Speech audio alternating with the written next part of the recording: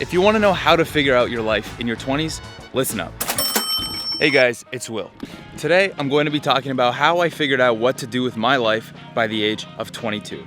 Now, quick disclaimer, obviously I'm only 22 years old, so things can and will change every single day and every single hour.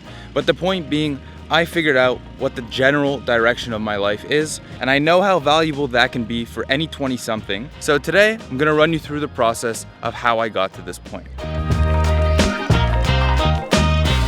Okay, so very quickly, I just want to give you a quick background on myself. So I graduated from McGill University just a few months ago, and I majored in finance. I've always wanted to be an entrepreneur, and I went into finance because I thought it would be the most general business major in the whole faculty. But when I got into McGill, I was 19, I was young, I was clueless, and because I was just coming off a terrible relationship, the first thing I wanted to do was latch onto new beginnings. And now, because I told you I was in finance, these new beginnings ended up being people who were so money driven and status driven, and all they wanted to do was work in a bank, make a lot of money, and be at the top of their class. And even though I would love to tell you that I was headstrong and I didn't get influenced by any of these people, I did.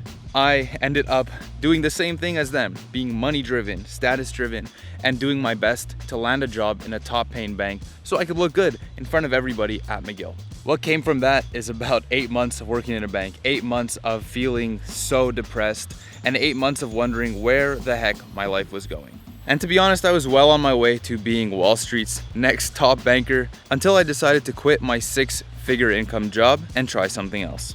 Today I find myself making a living as a full-time entrepreneur, not caring about seeing any of my friends' status updates on LinkedIn, and also thriving on an emotional, personal, and spiritual level like I've never done before. Okay, so I've officially spoken more about myself than I usually do on any first date. So now let me get into the fundamental lessons and things I've learned on how I figured my life out at 22. Okay, so if you're trying to figure out what to do with your life in your 20s, there is one fundamental idea that you need to understand, and that is the societal career myth. I think you've heard this before, that school essentially tells all of us to go get a safe job that pays well, work in that job for X amount of years, rank up, and live a good life. And at McGill, it was no different. Just about every single week, I think 2 times a week even, I would get emails from McGill offering job opportunities to people in the finance and accounting majors and saying that these are amazing opportunities because they will set you up for life. And what it got me thinking is that McGill, and not just McGill in general, but school and society are preaching to all of us to go get that safe job and go build our lives around the careers that we pick. But I don't think that's the right thing to do. I think if you're trying to figure out your life, especially as a 20-year-old with no experience, you don't want to be building your life around your career. Instead of building your life around your career, why can't you build a career around your life? Why do our careers have to be the #1 important thing in life? It's crazy because you can go on Reddit at any point right now and search, what do you wish you did more of when you were 20? And people will say, I wish I explored more. I wish I traveled more. I wish I got to know the world more.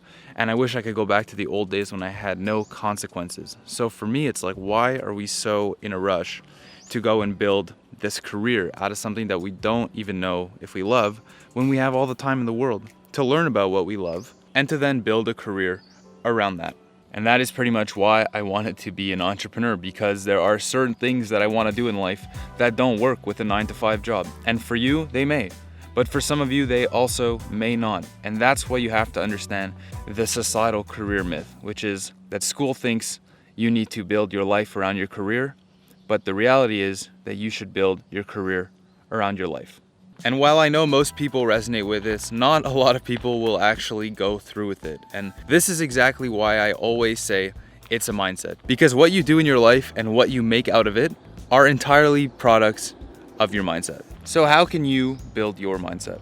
#1 is reading. So I've been reading one book every 2 weeks for a very long time, and it has done wonders for me. When you read, you learn about people who have problems just like you, but who have also found solutions to them. Kind of like what you're doing right now. #2 is journaling. And I know a lot of people who are young who just claim that journaling is a diary, but it really isn't. It's an opportunity every single day to reflect on how you feel and use those emotions to make yourself feel even better. I've been journaling every single day for over 3 years, and every day I answer a prompt. I talk about how I feel, and I talk about my goals for the day and for the next 30 days. And this serves as a constant reminder for what I want to do with my life, who I want to be, and if I'm on track to achieve both of those results. So it's not really a diary, it's just a source of constant accountability, and without accountability, you'll never be able to accomplish all of those goals and dreams that you're going for. Last but not least, you have to be able to deal with uncertainty. Remember that it's comfortable to go get a 9-to-5 job after you graduate, because it's like school. It tells you what your structure is, tells you when you're going to work, when you're coming home, and what time you have to come back. And it's comfortable to watch TV, and it's comfortable to see the same friends, go to the same places to eat, and do all of the same things that you do every day. Don't get me wrong, there's a place for that, but there's also a place for discomfort. When I was trying to figure out what I wanted to do with my life, I realized that I didn't want my life to be average. And the best way to avoid that is to start doing things that are outside of my comfort zone. So things like quitting my job, things like quitting all of my extracurriculars, and things like traveling around the world, even while being in school, were all necessary things that I had to do in order to get to this point, in order to reveal who I truly am and what I truly want to do with my life. This is how you grow, this is how you learn about yourself, and this is eventually how you figure out what you want to be in your 20s. The idea here is to incorporate little habits like the ones I just said into your life every single day. And while you might not see immediate results, if you stick with them for long enough, you'll be amazed at what can happen just from 5 minutes a day of activities. Let me just give you a quick example.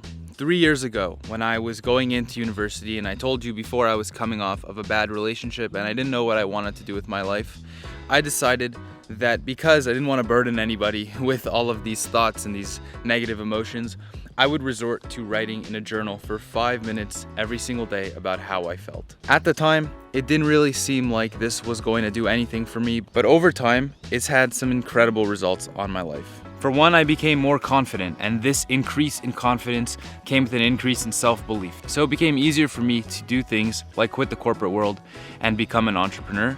And because of that, I was inspired to start writing more, and I started a blog, which turned into this YouTube channel, which turned into the business that we all see right now, which is Sprouht.